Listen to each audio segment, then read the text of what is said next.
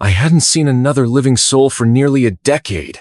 10 years spent in silence, broken only by the creak of my cabin floorboards and the mournful howl of the wind racing through the pines outside.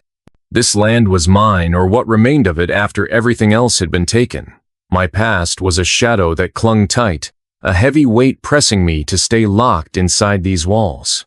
I was a man marked by loss, haunted by memories too painful to bear. So I buried myself in solitude. But that night the storm that shattered years of silence arrived like a beast, slamming rain and wind against my door with a fury I hadn't felt since the world I'd left behind was alive. The knock came not once, but 3 times, sharp and desperate. It wasn't the polite tap of a neighbor, but a plea that sliced through the storm like a knife. I froze. My hands, rough and scarred from years of hard labor, still held the leather strap I'd been mending by the dying fire. I told myself no one came here anymore. No one wanted anything to do with me or the broken man I'd become. But then voices drifted through the thick wood soft, trembling, speaking in a language I hadn't heard in years. My blood ran cold. Apache. The sound pulled me back to a time when the world wasn't so cruel. When my wife still laughed and my daughter's footsteps echoed through these woods. When hope still burned bright in my chest. I remembered the warmth of their faces, the softness of their hands, before everything was torn away by fire and blood. The voices begged for shelter just for one night. A night where they could hide from the men hunting them. Men who didn't care about mercy or justice, only the kill. Their words were broken, desperate, trembling with fear, but edged with something else. A quiet strength that spoke of survival against impossible odds. I stood, the weight of years settling into my bones, and pressed my hand to the door. Every instinct screamed danger not from the women, but from whatever darkness chased them here, into the heart of my solitude. I thought of my wife's words, whispered so long ago, that kindness was the only thing that separated us from beasts, but kindness had died with her. Or maybe it was just buried deep beneath the scars. The knocking came again, louder, more urgent. I moved slowly, drawn to the door as though by a thread I couldn't break. Outside, the storm battered the land, drowning out everything but the crackle of lightning and the pounding rain.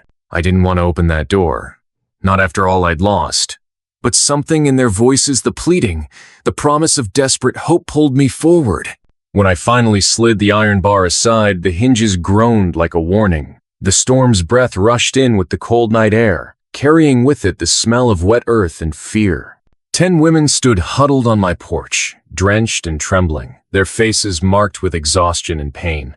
Their dresses were torn and stained, some clinging to wounds fresh and raw. Among them, a baby wrapped tightly in a faded blanket, barely breathing in the cold.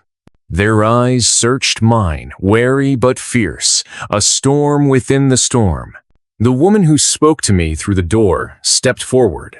Her name was Ayana, her voice steady but worn. She was not just a woman running from death. She was a warrior, a sister, a mother, a survivor who carried the weight of her people in her gaze.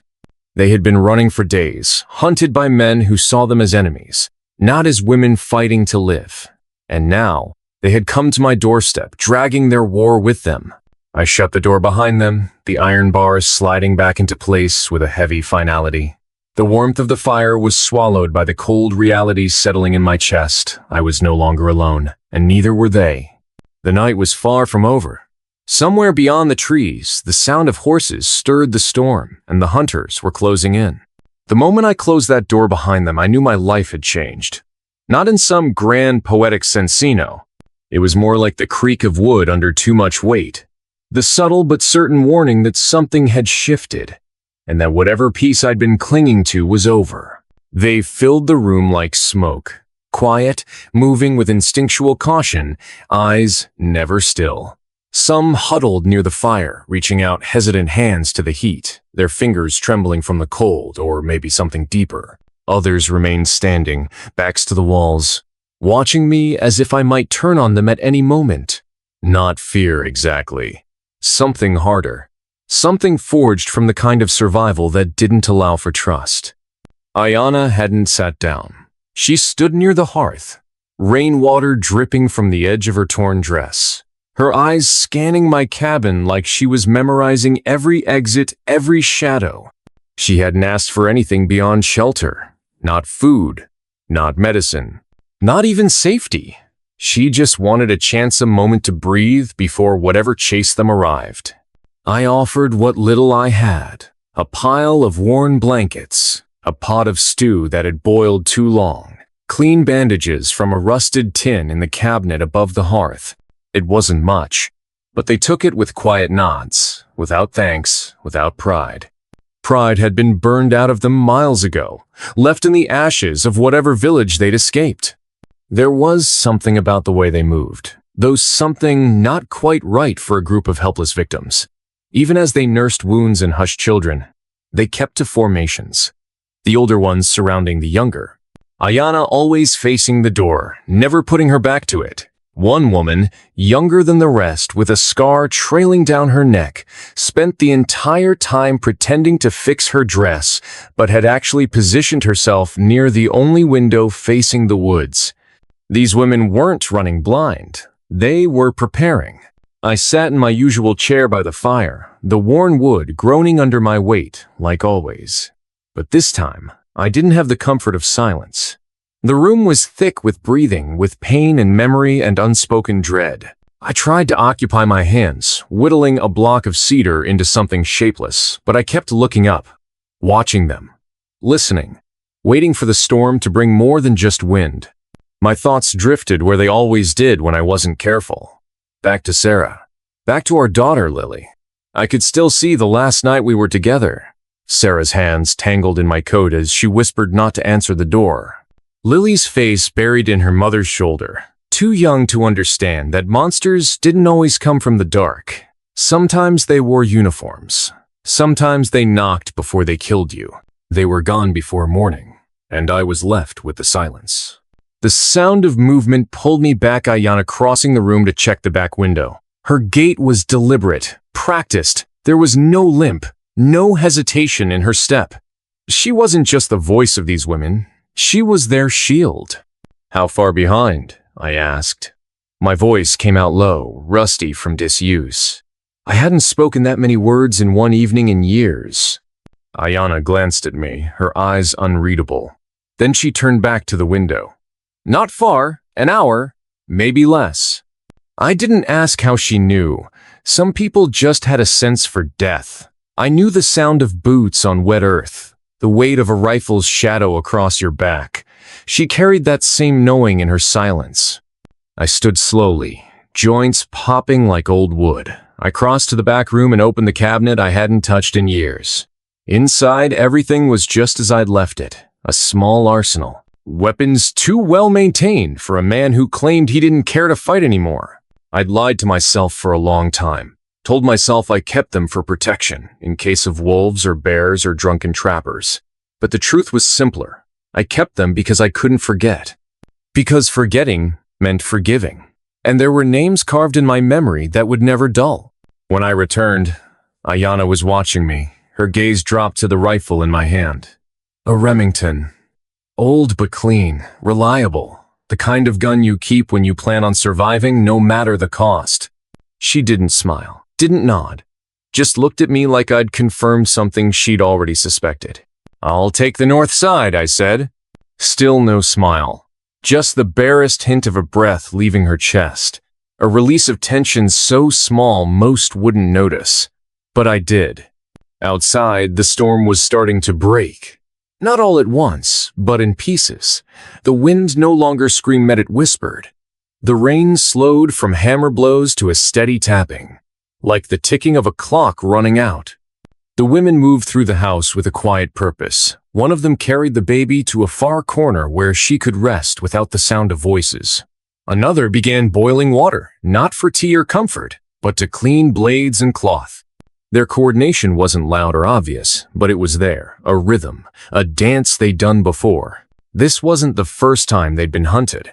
And as I watched them prepare, something old stirred in me. Not fear, not rage, something colder, something I'd thought I'd buried with Sarah. Readiness. When the knock came again, this time on the back door, it wasn't a question. It was a warning. Heavy, flat. The sound of authority, not desperation. No one moved, not right away. The fire hissed. The baby stirred. Ayanna stood and walked to the door without a word. She didn't open it. Didn't ask who was there.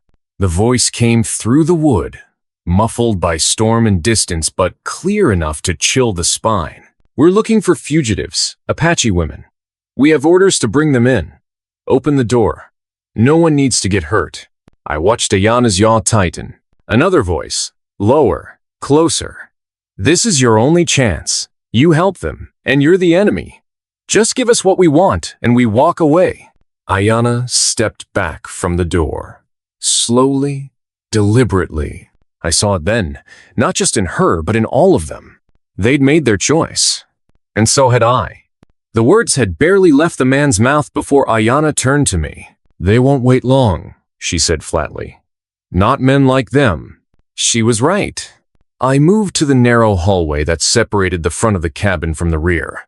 My hands instinctively checked the old latch on the back window still sturdy. I peered out into the blackness beyond, my reflection briefly overlapping the night in the glass. A torch swayed in the distance, then two more. They weren't soldiers. Not really. Real soldiers had discipline, a chain of command. These were men who wore the leftover skins of a broken government. They enforced rules only when it suited them. Outlaws with badges, legal murderers. And I had seen what they did to women like these. I returned to the main room. The fire cast flickering shadows on the walls, dancing against the women's anxious faces. Ayanna was talking low, instructing them, organizing. She pointed toward the root cellar beneath the floorboards, deep and cold, but hidden. Two others she sent upstairs into the loft, where the boards groaned with every step but offered a narrow view of the clearing. The woman with the scar and I exchanged a glance. No words. But I saw the recognition in her eye as she knew I wasn't just a lonely woodsman. She could see it in how I moved, how I held the rifle, how I didn't flinch at the idea of blood. We both had done terrible things once. The difference was, I'd tried to forget mine. There was another knock. Louder. Then the sound of a boot meeting the bottom edge of the door once, hard. I moved beside the hearth and clicked the safety off the Remington. The sound was soft, but in that silence, it echoed like a thunderclap. Ayanna met my eyes and nodded. We were past the point of turning back. Step away from the door, I muttered.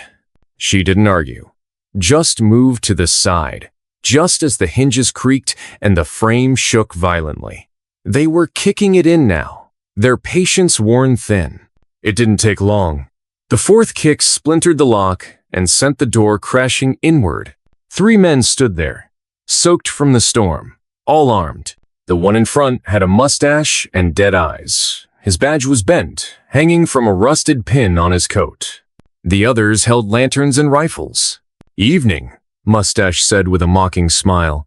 "Bit of a crowd in here, isn't it?" I didn't move from my position. The Remington was resting across my lap, but it was ready.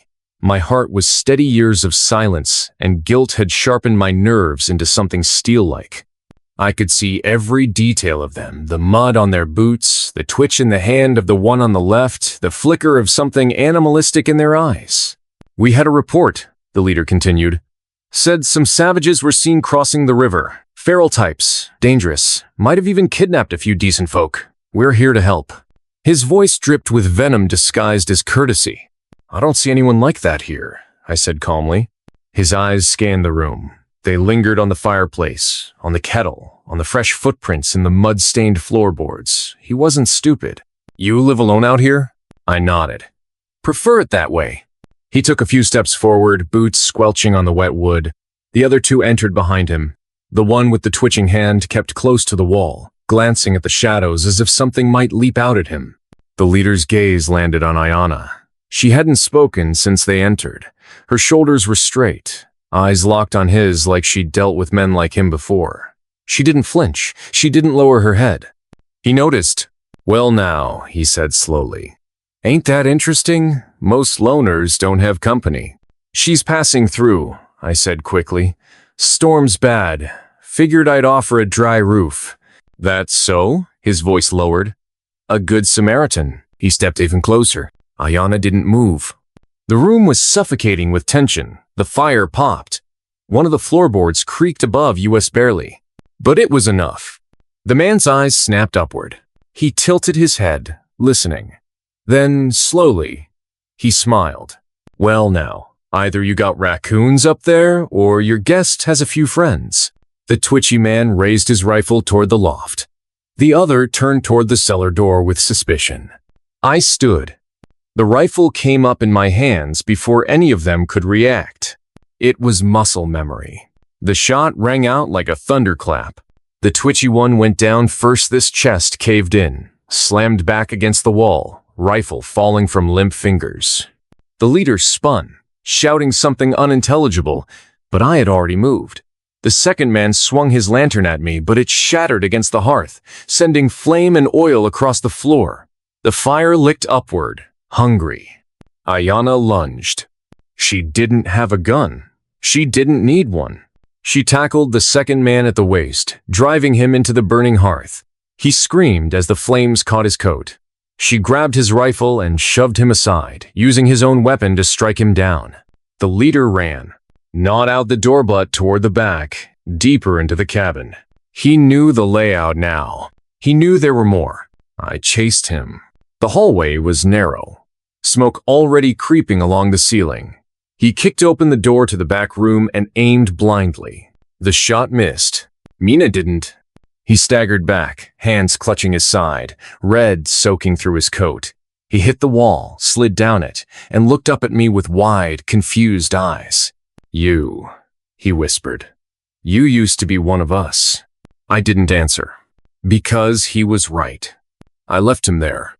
When I returned to the main room, the fire was spreading. Ayana was dragging the injured man's body away from the flames. Two of the women had come down from the loft. The one with the scar had blood on her hands, but not her own. We didn't speak. Not for a long time. I kicked snow through the doorway, trying to smother the flames before they consumed the entire place. Others brought buckets, wet blankets.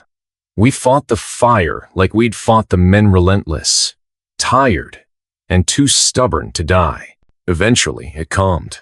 Smoke clung to the ceiling. The cabin smelled like burning oil and blood, but it was quiet again. Ayana sat against the far wall, rifle still in hand. Her face was smudged with ash, but her eyes were clear. They'll send more, she said. When they don't come back, I know. Tent, stay. I know. She looked at me. Really looked. You could come with us. It was an offer made of silence and shared violence, of understanding, of exile. I shook my head. This is my reckoning, I said. I don't run anymore. Ayana studied me, then nodded once. She understood. Outside, dawn had begun to break. The snow had stopped. The world, for a brief moment, was still. The women gathered their things. Quiet, swift, efficient. They took what they could carry, left what they couldn't. Ayana was the last to step out the door. She paused, looked at me. You're not the man they said you were, she said. I was, I answered, but maybe not anymore. And then they were gone, vanished into the trees, ghosts in the morning light. And I was alone again. But this time, it didn't feel like punishment. This time, it felt like choice. After the smoke cleared and the morning light bled across the snow-covered forest, I stood alone in the threshold of what used to be a refuge. The cabin still stood, barely charred beams, shattered lantern glass, dark bloodstains now crusting on the floor. The wind passed through broken windows like a whisper, as if the woods themselves were mourning. The silence should have felt like peace, but it didn't, because I knew what came next. Men like the ones we killed didn't disappear unnoticed. Someone would ask questions. Someone would come looking, not for justice, but for vengeance wrapped in uniforms, badges, and the thin veil of law. The days of solitude were over. I spent the next hours cleaning what I could. Not out of guilt, but preparation. If this place was going to burn, it wouldn't burn with me inside. I boarded the broken door, replaced shattered glass with nailed cloth, and buried the bodies beneath the frozen earth. I didn't pray. I didn't say names. I didn't know them. But they knew mine. Somewhere deep in the dirt with them, that truth festered. The fire from the fight had reached more than the walls. It had reached me. That night, I dreamed of things I hadn't let myself remember in years. The boy I once was. A village in flames. My mother screaming. The stench of smoke and metal. The hands that dragged me away not to save, but to mold. I remembered training. The cold bite of discipline. The first time I killed someone, and the terrifying ease with which I accepted it. I woke drenched in sweat, fists clenched so hard I'd drawn blood from my palms. I wasn't just hiding in these woods, I was rotting in them. The women were gone, but their presence hadn't left. It clung to the walls, to the scorched floor. Ayana's eyes still stared at me when I blinked. Calm, commanding, accusing. She had seen something in me I had buried, maybe even forgotten. But she had brought it back with a single look. And worse, I didn't hate it. 3 days passed. I ventured out again, not far just past the ridge where the river split through the hills. I hunted. I checked old traps. I looked for signs of them, Ayana and the others, but saw none. They had moved like wind through trees, present and gone before you could name it. But something else found me. Boot prints in the snow. Heavy, patterned, military issue. Not mine. Not theirs. Fresh. The first time I saw them, I crouched beside the trail and touched the indentations. The stride was long, steady, purposeful. Not scavengers, not aimless wanderers. These were men who moved with direction, with a mission. They were following a trail, and I feared I knew whose. I tracked them for nearly 2 miles. Always at a distance. Always quiet. The forest taught me how to move like a shadow. The army had only sharpened the blade. At a ridge overlooking a frozen creek, I saw them. 5 of them. All armed. 2 with scoped rifles. 1 with a sat radio. 1 wearing the white star of the regime's scout division, a symbol of elite tracking units. They weren't just following a guess. They had intel. Ayana's group wasn't safe. I should have turned back, warned them, tried to find them first. But he didn't. Instead, I listened. They camped for the night below the ridge. Their fire was small, but their voices weren't. She's clever, one said, chewing on dried meat. Split the women in pairs. 2-day dispersal pattern. Military textbook stuff. Don't get soft, another replied. She's still just a savage. We'll bring her in, dead or alive. Orders were clear. Dead's easier. They laughed. He didn't. The next morning I left them, but not before disabling one of their sleds. Quietly, carefully. Just enough that they'd be slowed, but not enough they'd notice until it was too late. I wasn't stupid if I was going to get involved again. I'd need time. And a plan. That night, I sat in my cabin with an old map spread across the table. I traced rivers, trails, landmarks only a hunter or fugitive would know. I marked where the soldiers had camped, where I suspected the women might head next. It was risky, assuming Ayana would follow a route I could predict. But some part of me understood her now. She was deliberate, calculated, a leader, which meant she'd think like one. I found their trail by dawn. Thin footprints, lighter than men's. Deep imprints where supplies had been dragged or carried. A broken branch here. A disturbed patch of snow there. It was faint, but it was enough. By midday, I heard them. A cough. A low voice. Then a gun cocking. I stepped into a clearing, slowly raising my hands. The rifle aimed at me didn't waver, but the eyes behind it widened. You? Said the woman with the scar. She lowered the weapon only slightly. Behind her, 2 others emerged from makeshift cover. One limping. One clutching a shoulder wound. They weren't just fleeing. They were already hunted. Ayana stepped out last. There was a fire behind her eyes. Not surprise, not relief, but calculation. She was measuring me, weighing something unseen. "I thought you weren't coming," she said quietly. "I wasn't," I replied. "What changed?" I looked past her at the injured, at the tired, at the silent defiance in their stance. "Someone's got to watch your back." She studied me for a long time, then nodded. No smile, no thanks. Just acceptance. We moved camp that night. No fires, no words, just movement. Ayana had created a system of signals and whistles. The group moved like a single organism, even injured. I became part of it without question. They didn't ask where I'd been trained. They already knew. That night, as the others slept beneath a frozen outcrop, Ayana sat beside me. She didn't look at me when she spoke. "They're closing in. I know. We won't survive open combat. I know. There's a pass through the eastern gorge. Leads to the border. Beyond that, they can't follow. But it's suicide," she said. "Too exposed. Too steep. One landslide, one sniper, and we're corpses buried in ice." I looked at her. "What would you do?" She turned then, finally meeting my gaze. "I'd fight, not run." I nodded. "I thought so." We didn't say more. We didn't have to. In the morning, we moved again, but this time, not to flee. We began to prepare. Traps, ambush points, fallback locations. We scouted the ridge where the soldiers would likely pass. I showed Ayana and the others how to turn narrow paths into kill zones, how to mask scent, how to silence breath in the snow. Veverent, Amilicia. We were ghosts. By nightfall, we waited. And as the first crunch of boots echoed through the forest, something inside me finally clicked into place. Not as a soldier, not as a killer, but as someone who could protect. I wasn't hiding anymore. I had found something worth stepping into the fire for. We moved like whispers through the woods, never staying in one place longer than a few hours. Every breath of wind, every snapping twig beneath the snow could have been a harbinger of death. But we didn't run anymore. We prepared.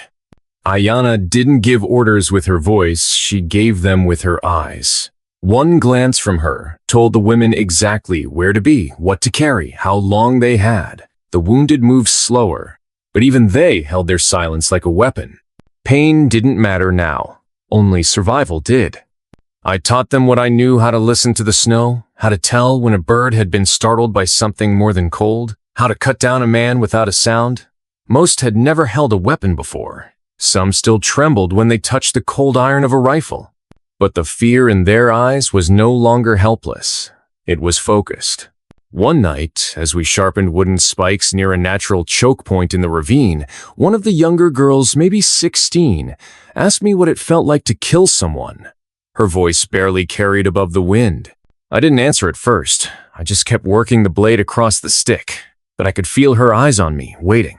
"It feels like silence," I said finally. "But inside you." She didn't ask again, and I didn't offer more. Because truth like that only makes sense when you've heard the silence for yourself. We camped near the river's edge, behind a fallen tree split by lightning seasons ago. From here, we could see the ridge trail the soldiers would have to cross, exposed, narrow, and boxed in by the frozen cliffs. It was a kill zone. Ayana stood beside me, arms crossed over her chest, her breath fogging in the cold. "They'll come tomorrow," she said, not asking. "Declaring." I nodded. "They think we're still running. That's their mistake." She looked at me, long and quiet. "You don't flinch," she said. "Neither do you."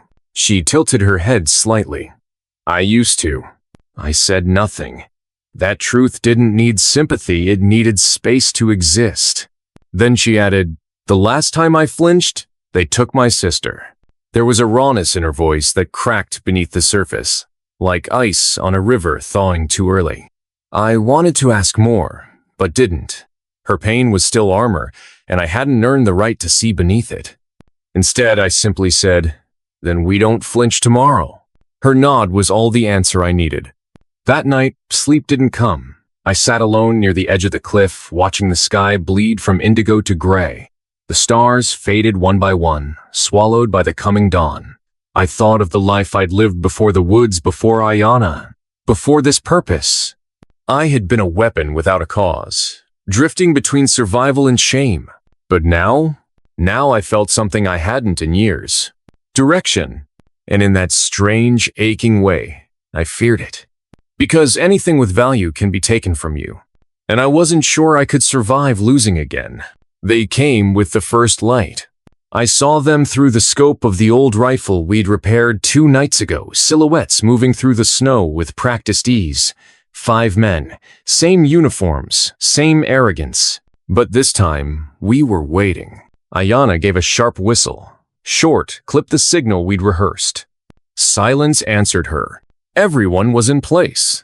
The first man stepped onto the narrow ridge, his boots crunching snow like bones snapping under pressure. The second followed, scanning the cliff edges with his rifle raised, but he didn't look up. That was his mistake. Ayana dropped the net of sharpened branches from above, and it slammed into them with a brutal crack. Screams tore through the cold as 2 bodies hit the ground hard, one unconscious, the other flailing with spikes lodged in his thigh. Then chaos broke. Gunfire erupted, echoing off the cliffs like thunder. I moved down the slope, fast and low, flanking the third man as he fired blindly into the trees. He didn't see me until it was too late. 1 clean shot to the neck ended him before he could scream. The fourth ran smart, but not fast enough. Ayana herself brought him down. No hesitation. 1 shot, 1 kill. The fifth, the radio man turned, trying to call for backup. But his radio was already sparking and useless. I had sabotaged it days before when I'd found their camp. He stared at the device in disbelief. And then at me. Didn't shoot him. Not yet. Instead, I stepped forward slowly, rifle lowered. You followed orders, I said. You hunted women. He spat blood onto the snow.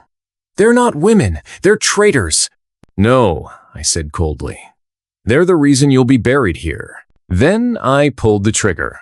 After the silence settled again, we gathered the bodies. We didn't celebrate. This wasn't victory. It was survival. And it had a cost. 2 of our own were wounded. 1 wouldn't make it through the night. The others watched us carry her to the fire, wrap her in blankets, hold her hand until her breath stopped. Ayana didn't cry, but her hand stayed clenched in the girl's until the skin went cold. I sat beside her as the fire crackled, casting shadows across her face. She wasn't ready, she whispered. No one ever is. She believed in me. She still would. Ayana stared into the flames. I'm tired of burying people. I wanted to say something, anything, to pull her from that place. But I didn't have the words. So I sat with her, in the silence, in the grief. Because sometimes presence is the only thing stronger than pain. That night, as the women slept, Ayana came to me with the map. There's a rail tunnel, she said. Abandoned. Collapsed years ago. But there's a side passage, old smuggler route. Leads through the mountains. Safe? No. But hidden. I looked at her. You're sure? She nodded. We can't stay here. They'll keep coming. And next time it'll be more than 5. We both knew she was right. The regime didn't tolerate failure. And they never stopped hunting. We moved at dawn. Cold. Silent. Determined. The mountains loomed ahead like jagged teeth. Beyond them lay a border, a different country, a possibility. But between us and it darkness, and I could feel something shifting. In me, in her, in all of us. The fight wasn't over. It had only begun. The mouth of the tunnel stood like a dead god's gaping jaw, choked in frost and vines, waiting to swallow us whole. Ayana didn't hesitate. She went in first. The others followed, one by one, their faces grim and quiet beneath the dim morning light. No one spoke, not even the children. The cold air hung like breathless silence, heavy and still. I came in last, because someone had to make sure nothing followed us. But I couldn't shake the feeling that something already had. Inside, the air changed. It wasn't just colder, it was denser, thicker, like memory. Our footsteps echoed against stone walls slick with age. Every drop of water falling from the ceiling felt like a countdown. And the deeper we went, the more the sound of the world faded. Birdsong, wind, sky, all gone. Just the sound of breath and bone and boots scraping through blackness. Ayana led us with an old oil lantern. The light was small and flickering, barely enough to hold back the dark.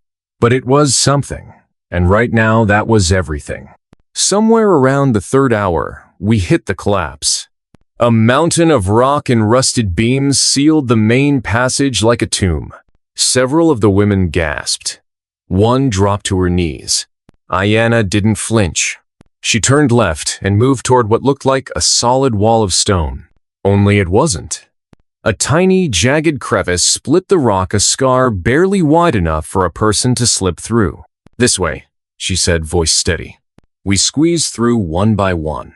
My turn came last again. The stone pressed against my chest and back so tight I could barely breathe. Each inch forward was a struggle, my fingers scraping against jagged edges, my ribs aching. For a moment, I couldn't move. I froze. Buried memories surged the prison cage, the walls that stole my youth, the nights I clawed at the stone screaming for a god I didn't believe in. Then I heard her voice from the other side. "You're not alone," Ayana whispered. Not a command, not a question, a truth. That's what pulled me through. The smuggler's route was worse than we feared. Narrow, twisted, damp. The air was thick with rot, and the ground sloped at impossible angles. Some places we crawled on our hands and knees. Others, we lowered ourselves down with ropes tied from torn clothing and belts. It was there, in that labyrinth of ancient stone and abandoned sins, that the past began to surface. Not as memory, but as ghosts. One of the younger men, Tamar, barely 20, lost his footing and fell into a shaft. We heard the scream. Then nothing. No body. No hecho. Just silence. Ayana closed her eyes for a moment. Then she moved on. We all did. There was no time to mourn. No time to fear. Only time to keep going. But the silence had stayed with me. Not the silence of the shaft. The silence inside me. It had grown louder and deeper. And for the first time since the snow took my old name, I felt myself unraveling. At one point, we found a rusted door hanging open. Inside was a small room, maybe an old control station. Dust covered every surface like forgotten snow. I sat alone in that room for a while the others rested. It was there I found the photograph. A woman, a man, 2 children, smiling, happy. Dead now, I was sure. Or worse, changed into something the world no longer recognized. The photo didn't belong to me, but I took it anyway, because I needed to remember something good, even if it wasn't mine. Ayana joined me not long after.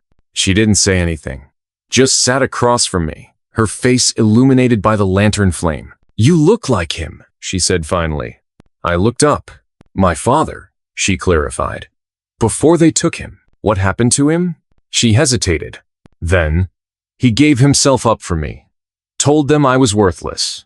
Told them not to bother." Her jaw clenched. He lied so well, they believed him. I didn't ask what happened to him. I already knew. She looked at me then, eyes dark and shining. "You remind me of what people used to be. Before the fear." He swallowed hard. "Fear never left," I said. "No," she agreed. But neither did hope. We moved again. And the deeper we went, the stranger it got. The walls grew warm in places, like breath. We found markings, old ones painted in red. Warnings? Rituals? Memories? I couldn't say, but I felt them watching us. Not with malice, but with hunger. Hours blurred into hours. Time lost meaning. All that existed was the crawl forward. At one point, we reached a narrow ledge with a sheer drop on one side and a wall slick with moss on the other. One of the women froze halfway across. Her legs trembled, her eyes wide. "I can't," she whispered. Ayana started forward, but I held her back, and I went instead. I reached the woman, knelt beside her, placed her hand over mine. "You're not weak," I said. "You're just not alone." She nodded once, and we crossed together. Eventually, we reached the hollow chamber, an underground cavern, wide and echoing like a cathedral of bones. Water dripped from above. The air was warm, still. In the center stood a door, ancient, metal, sealed with rust and time. Behind it was the final passage to freedom. But something else waited too. Not a monster, not a trap, just us. Because in that cavern, under the weight of the world, everything stopped pretending. People cried.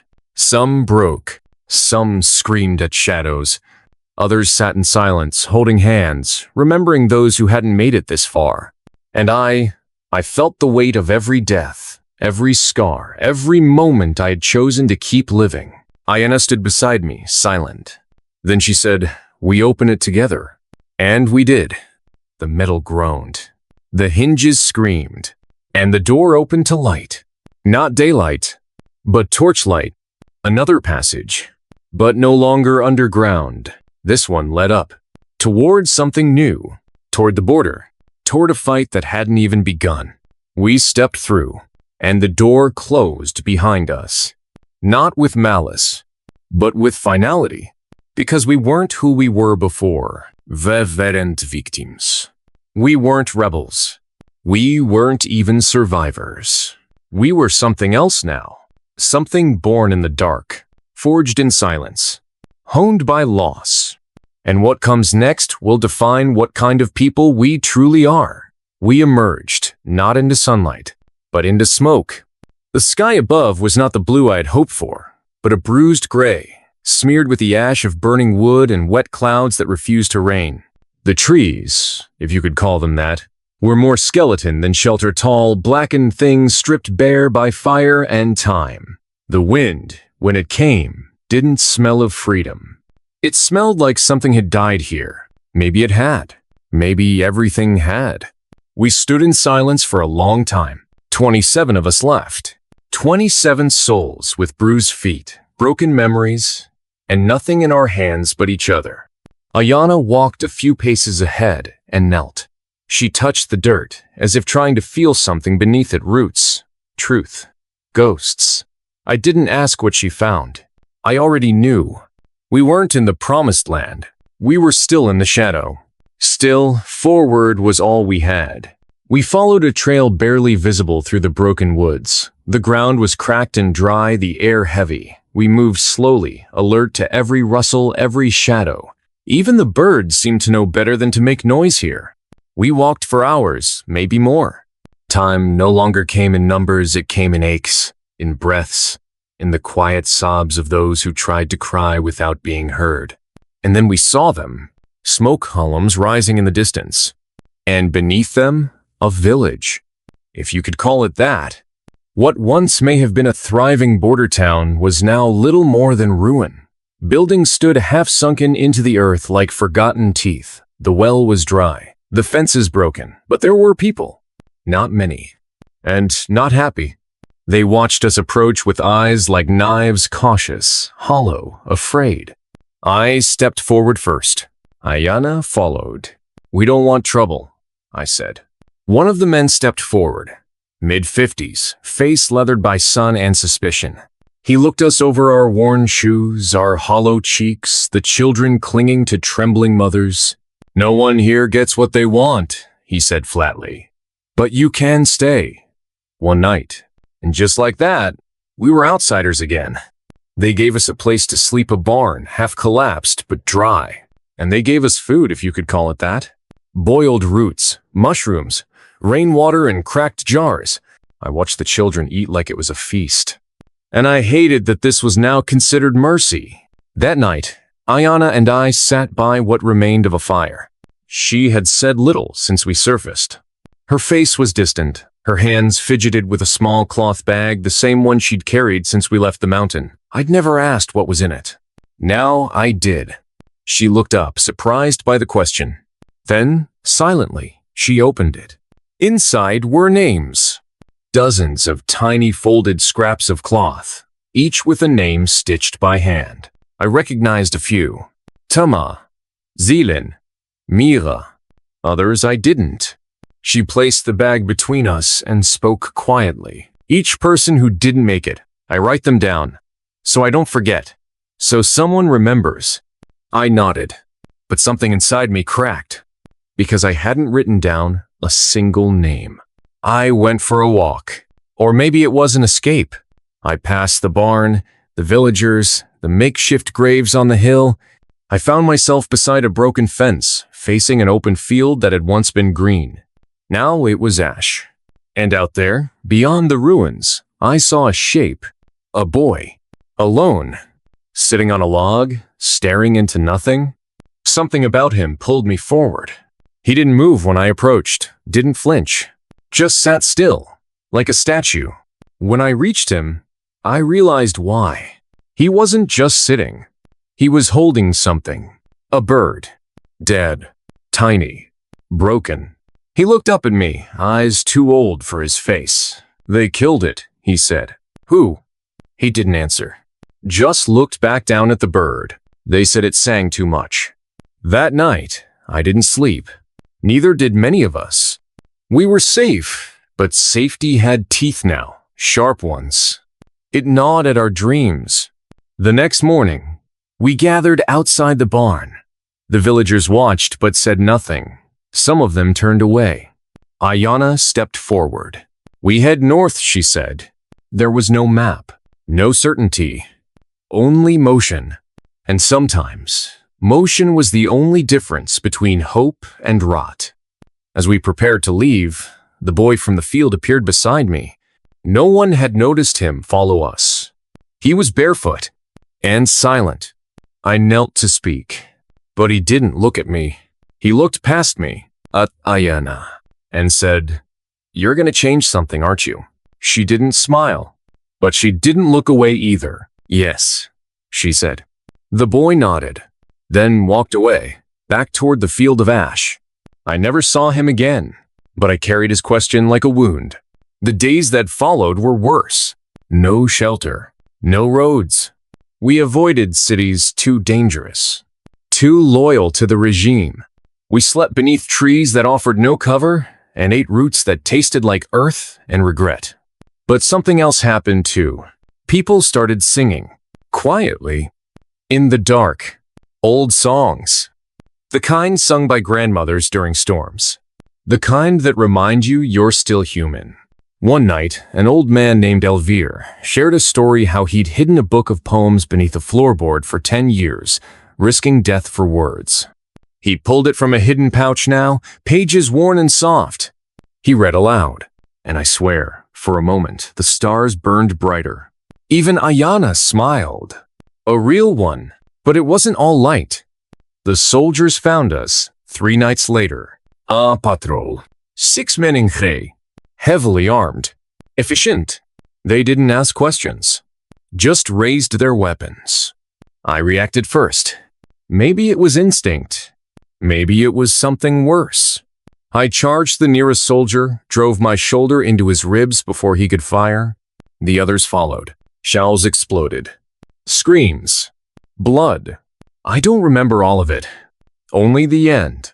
Only Ayana, standing over a body, shaking. Her hands red, her eyes empty. We won, if you could call it that. But 4 of us didn't get up, and the boy who sang every night stopped singing. For good. That night, I sat by the river alone, watched the moon shimmer like a coin dropped into ink. Ayana yoinet me. For a long time, we said nothing. Then she whispered, "Do you still believe we're doing the right thing?" I didn't answer, because belief was a luxury, and right and wrong had blurred a long time ago. But I looked at her, and I said, "We're doing the only thing we can." She nodded, and for now, that was enough. We left the bodies where they fell, not because we didn't care, but because we didn't have time. The forest didn't forgive noise, and blood drew more than flies. So we walked away from 4 unburied names, carrying a silence that felt heavier than any weapon I'd ever held. That was the thing about surviving. You had to keep moving, even when it hurt more than dying. No one spoke much the next day. Elvir limped. Layla sobbed quietly into her scarf. The boy who used to hum before sleep hadn't spoken since the ambush. And Ayana. She was changing. Not broken, no. She was too strong for that, but harder. Sharper. Like a stone that had been in the river too long. She walked at the front, alone, even when I tried to catch up. I think she needed distance. From us. From herself. That night, we found an old train yard. Rotten metal skeletons stretching into the dark. Cars rusted shut. Windows smashed long ago. But it offered shelter of a sort. We broke into a cabin near the far tracks and lit a small fire from soaked timbers. Inside, I found a journal. Water damaged, spine cracked, pages curled like old leaves. Most of the words were unreadable. But one sentence survived, scratched in red ink. They took our future. So we buried it here. I didn't sleep much that night. Kept rereading that sentence over and over. They took our future. Who were they? Soldiers? Politicians? The old men in towers? Or people like me? People who did nothing when it mattered? People who closed their eyes, thinking silence would save them? I didn't know anymore. Maybe I never had. The next day, we met another group. 6 of them. Travelers like us, but different. They wore mismatched uniforms, pieces of the old world, and carried themselves like they had purpose. Their leader was a woman named Daria. Tall. Silver hair tied back. One eye missing, covered with a strip of black cloth. She didn't ask who we were. She already knew. "You're the ones from the mountain," she said. "The ones who burned the chains." Ayana stared at her, unmoved. "And?" Daria smiled. "But it wasn't kind. It means you're dangerous." We sat together that night, our groups merged by firelight. Daria spoke of the north, a place past the salt flats, where a small resistance was building something that looked like a future. Not perfect, not safe, but something. "I've been there," she said. "I saw children learning to read again. I saw fields being planted. I saw a wall made of broken weapons. And for the first time in weeks, I let myself believe. But belief has a cost." And the next morning, Daria offered us a choice. Join them, her group, and travel faster, smarter, with real weapons and maps. Or keep going on our own. Ayana didn't hesitate. "No," she said. I was stunned. "They're trying to help," I whispered later, when we were alone near the edge of the train yard. Her voice was low, controlled. "They're not building a future. They're rebuilding the past. With new names, new slogans, but the same violence underneath." I didn't want to believe it. But the look in her eyes, it was the same one I'd seen the night she carried a dying girl out of the tunnels. It said, "I've seen this before. I know how it ends." So we left Daria, took what little food they gave us, and walked away. Again. 3 days later, we lost Elvir. Not to soldiers, but to age. To exhaustion. He sat down beside a stream and didn't get back up. I held his hand while his eyes faded. "Tell them," he whispered. "Tell the ones who come after. We weren't all cowards." And then he was gone. We buried him beneath a tree with roots deep enough to remember. I carved his name into the bark with a knife that wasn't mine. Ayana added a scrap of cloth to her bag. After that, things shifted. We weren't just running anymore. We were remembering. Building something invisible. A thread between the dead and the living. Every step we took was no longer just survival. It was testimony. We started sharing stories. Each night, someone told a memory. Sometimes good, like Selen's story of a library with windows taller than trees. Sometimes hard, like Layla's story of her brother, taken at 7, never returned. But every time we shared one, something changed. A little more weight lifted. A little more light returned. Even the boy who had gone silent began drawing in the dirt again. Shapes, maps, eyes. One morning, Ayana asked me to walk ahead with her, far from the others. We climbed a ridge and looked out at the horizon. The mountains were gone now, behind us. And ahead open land, golden grass, a river, and beyond that, ruins. Not like the ones before. These were massive. A city swallowed by time. Steel bones rising from earth like forgotten giants. But even from here, I could see smoke, movement. People were close, Ayana said. To what? I asked. Her voice cracked, just a little. To the beginning of something. That night, under the stars, I finally told my story. Not the one I used to share, the polished one, the one with just enough sadness to sound real. No. This time I told the truth. I told them how I had watched.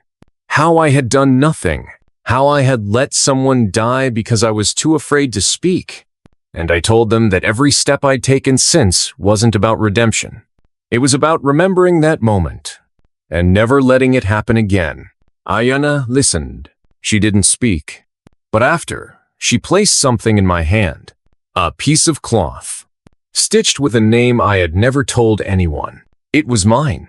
And in that moment, I understood. I was no longer walking for the dead. I was walking with them. The next morning, the boy came to me. He held up a drawing, a tall tree, a broken sword, a child holding a torch. Is this what we're building? He asked. I didn't know how to answer, but I took the drawing, folded it, and said, it's a good place to start. The city ruins had a name. We learned it over whispered conversations around cold campfires and from cracked pages of salvaged books. Eldra. It was once a beacon, a symbol of everything lost. And now it was a tomb. The place where futures were shattered and dreams strangled beneath concrete bones.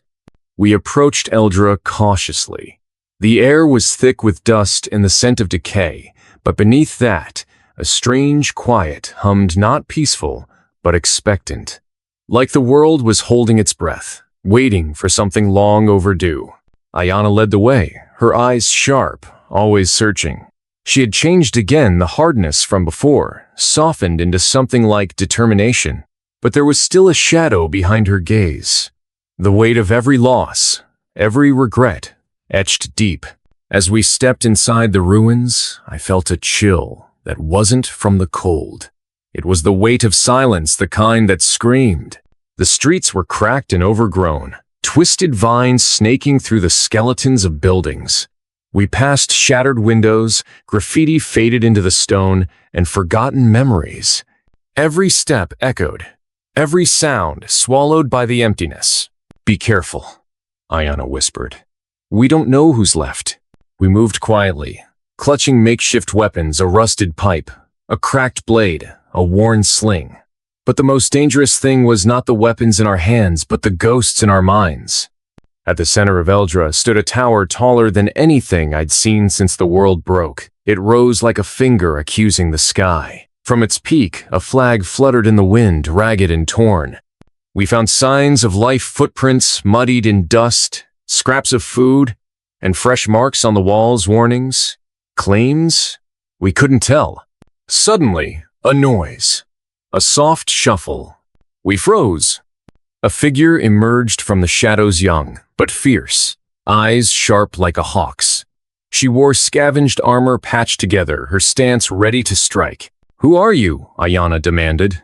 Friends? The girl's voice was rough but honest. Or ghosts?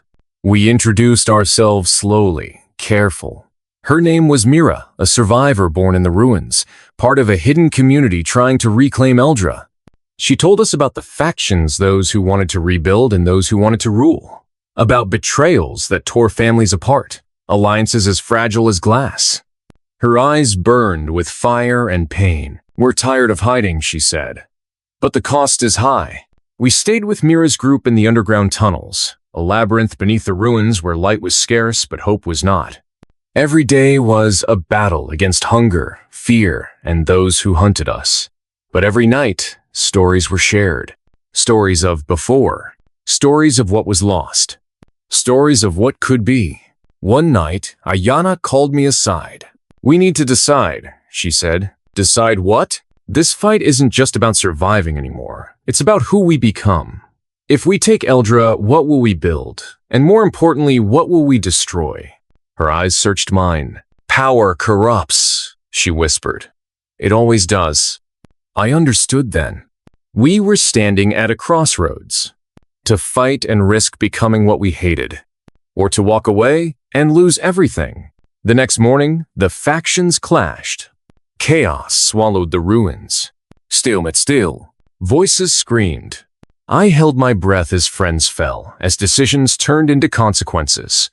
And through the smoke, I saw Ayana fierce and unyielding, fighting not just for Eldra, but for a future that seemed just out of reach.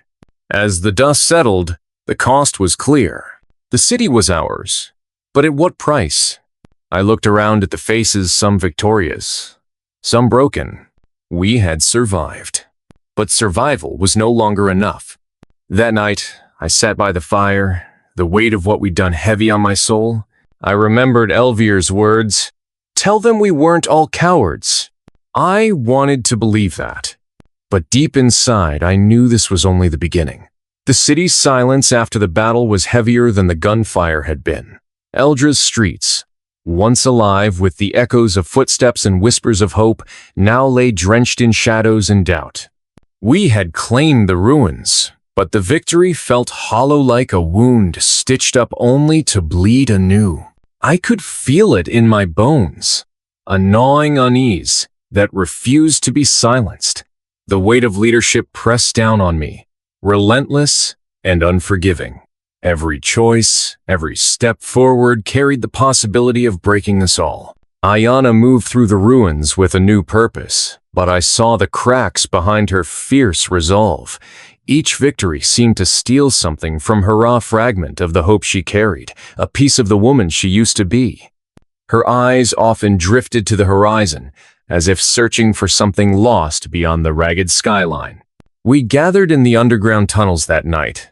The place that had once sheltered us from the world now felt like a cage. Around the fire, faces told stories of pain and resilience, but the silence between words screamed louder.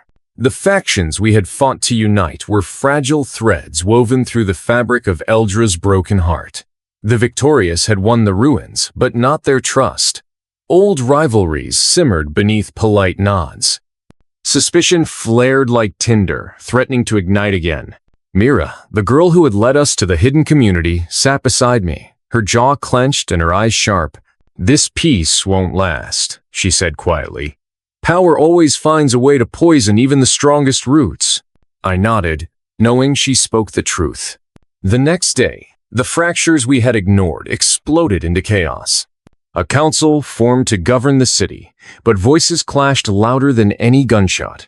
Decisions stalled under the weight of ambition and fear. Some sought to rebuild Eldra as a sanctuary, a beacon for survivors. Others wanted to wield its broken streets as weapons in a war for control. I watched Ayana struggle to hold it all together. Her vision of justice, once so clear, was becoming clouded by compromise and betrayal. The woman who had once fought with steel and fire now fought shadows within her own people. Then came the betrayal. A trusted ally, one who had fought beside us from the beginning, revealed his true colors. Whispered deals with rival factions, secret plans to seize power by force. The foundations of our fragile peace cracked open, spilling out the worst fears we had tried to bury. Ayana confronted him beneath the crumbling arches of the old city hall. Her voice was cold, a blade sharpened on years of pain. "He chose his path," she told me later. "And so must we." We prepared for another fight, not with outsiders, but with those who had stood with us. The night before the battle, I sat alone on the rooftop, watching the city breathe beneath the stars. The ruins held memories of everything we had, low stand everything we might still lose. I thought of the baby we had saved months ago, the fragile symbol of hope in a world that had forgotten how to hope. And I thought of Sarah, her voice a whisper in my mind, reminding me what it meant to be human. The dawn brought fire and blood. The battle tore through the city like a storm unleashed. Friends became enemies, and enemies faded into dust. The screams of the wounded mingled with the thunder of weapons, echoing off shattered walls. I fought with a fury born of desperation, my rifle heavy in my hands, my heart heavier still. Ayana was a force of nature, unrelenting, fierce, and broken all at once. But as the sun climbed, it became clear we could not win this war without losing ourselves. When the fighting stopped, the ruins were silent once more. Bodies lay where they fell, and the smoke of burning dreams hung thick in the air. Ayana approached me, her face streaked with dirt and tears. She looked older, smaller, like the weight of the world had pressed the life out of her. "We can't keep fighting like this," she said, voice trembling. "We need something more, a way to heal, or this place will consume us all." Her words struck me like a hammer. We were broken, but not beaten. The city was a mirror, reflecting the darkness inside us. And to save Eldra, we had to face the darkness inside ourselves. That night, we gathered the survivors. Not to plan another battle, but to start a new beginning. We shared stories, painful truths, and fragile hopes. We listened without judgment, without anger. For the first time, real healing began. I spoke of my past, the grief that had chained me to solitude, the fear that had kept me locked away. Ayana shared her burdens, the scars that no one saw. Mira told us about the future she dreamed of, a world where we could build, not just survive. And slowly the city began to breathe again. But healing was not a path free of shadows. Outside Eldra, the world was still broken, still dangerous. Our enemies had not forgotten us. They watched and waited, hungry for our downfall. And inside, some whispered that we were weak, that peace was a fantasy. As I looked around at the faces illuminated by the firelight, I understood that our true fight was only beginning. Not for land or power, but for our souls. For the chance to prove that even in a shattered world, humanity could survive. The weight of that truth settled over me like a mantle.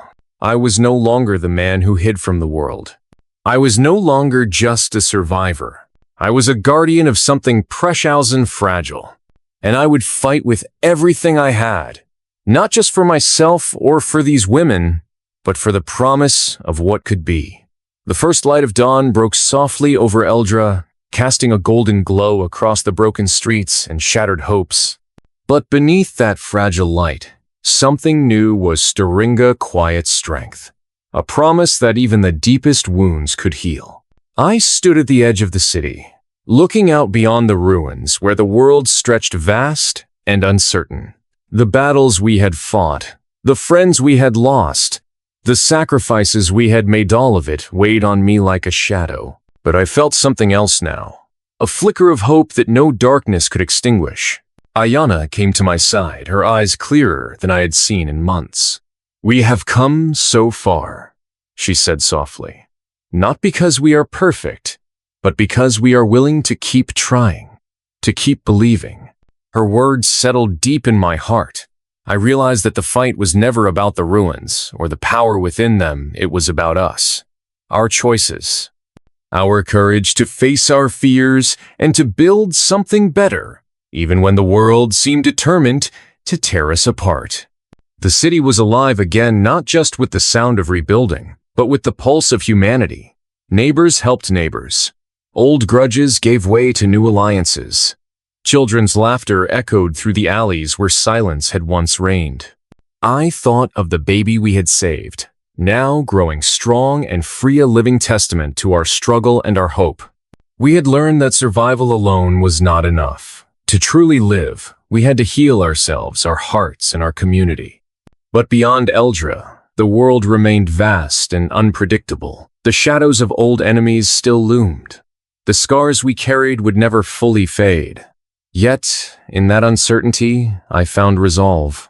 Because the greatest strength did not come from weapons or walls, but from the bonds we forged, the compassion we showed, and the hope we refused to surrender. I looked around at the faces gathered in the new council hall, once strangers, now family. Each one carried their own story of loss and courage, their own piece of the light we shared. Together, we would face whatever came next. Together, we would protect this fragile future. Together, we would rise beyond the ruins, beyond the darkness. And so, as I take this final breath in this chapter of our story, I invite you, whoever you are listening, to carry this hope forward. Because every story needs a guardian. Every fight needs a believer. Every heart needs a home. If this story touched you, if it stirred something inside you, share it. Let it remind you and others that even when the world feels broken, there is always a light beyond the ruins. And if you want to hear more stories that inspire courage, hope, and the strength to face the impossible, subscribe, follow, and join us on this journey. Because in the end, we are all storytellers, and together, our voices can change the world. Thank you for listening. This is not just a story. It is a promise. A promise that no matter how dark the night, the dawn will come.